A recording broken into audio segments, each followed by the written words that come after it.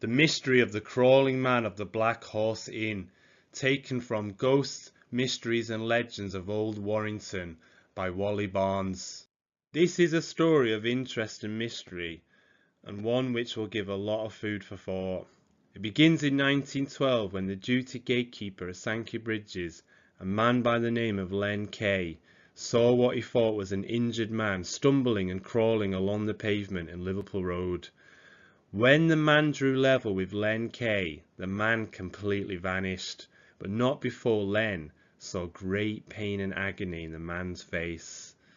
Now Len came from a greatly respected and God-fearing family from the Wakefield Street area of Bangkey, and was not given to telling wild stories.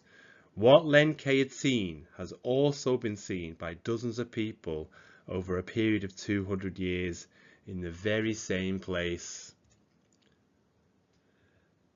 Many of the witnesses had claimed that the very sad ghost had held one hand to his chest.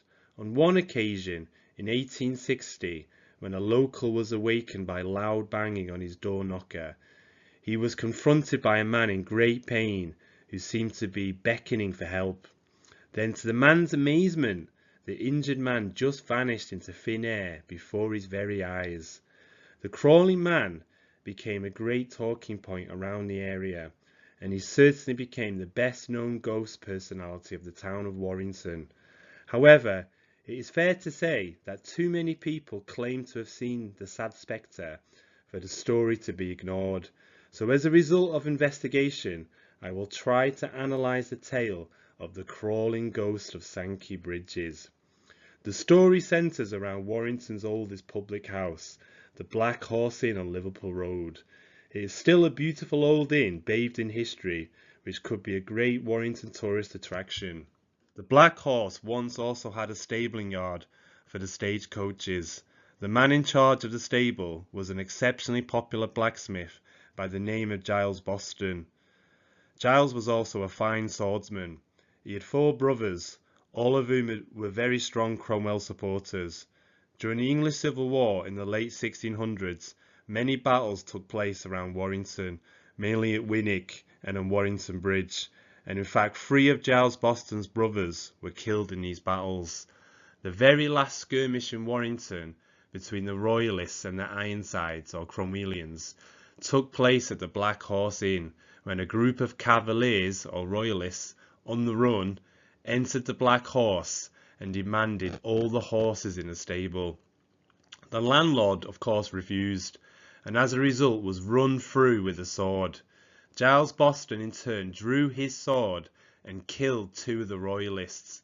Their leader then drew his pistol and shot Giles in the chest. He reloaded and shot him a second time.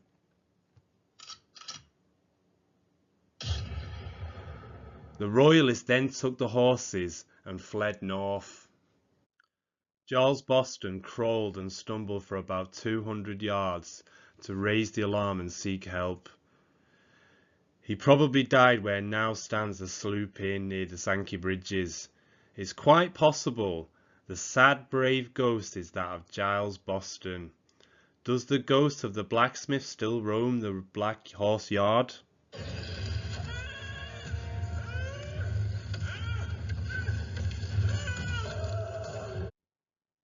A story of Sankey Bridges, a legend to never wear thin, of the bravery of blacksmith Giles Boston, the pride of Black Horse Inn.